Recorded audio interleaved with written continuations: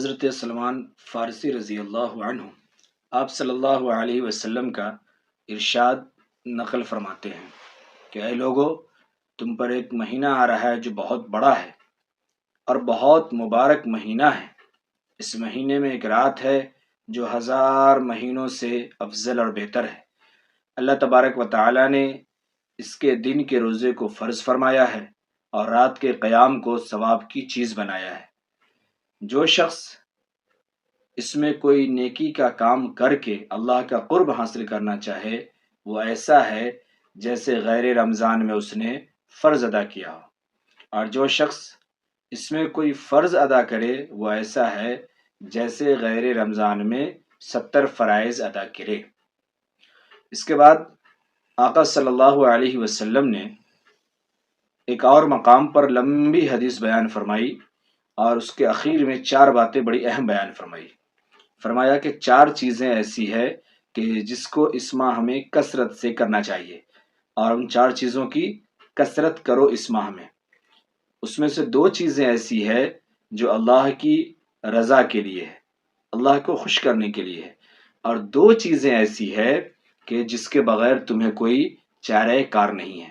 وہ 2 چیزیں ایسی ہے جو تمہیں کرنا ہی پڑے گا، تمہارے لیے بالکل ضروری ہے، بغیر اس کے کوئی راستہ نہیں ہے۔ وہ 4 عمل کیا ہے؟ جناب محمد رسول اللہ صلی اللہ علیہ وسلم نے فرمایا، ایک یہ کہ کلمہ طیبہ کی کثرت کرو، یعنی لا الہ الا اللہ محمد الرسول اللہ، لا الہ الا اللہ محمد الرسول اللہ خوب کثرت سے پڑھو، بہت زیادہ پڑھو۔ اور دوسرے، استغفار کرو۔ استغفار کوئی بھی استغفار پڑھ سکتے ہیں، استغفر اللہ ربی من کل ذنب واتوب الیہ، یا استغفر اللہ الذی لا الہ الا هو الحی القیوم واتوب الیہ، یا نہیں تو کم سے کم استغفر اللہ استغفر اللہ استغفر اللہ۔ یہ 2 عمل، یہ دونوں اللہ کی رضا و خوشنودی کے لیے۔ اور 2 عمل جس سے انسان بچ نہیں سکتا، وہ ایک یہ ہے، آقا صلی اللہ علیہ وسلم نے فرمایا کہ جہنم سے پناہ مانگو اور جنت کو طلب کرو۔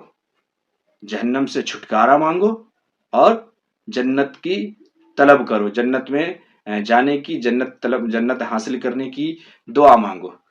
اللہم ادخلنا الجنت مع الابرار واجرنا من النار۔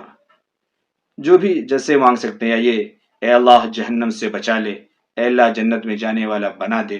تو یہ 4 عمل بہت اہم اور بہت ضروری ہے جو ہم سبوں کو خوب کثرت کے ساتھ کرنا چاہیے۔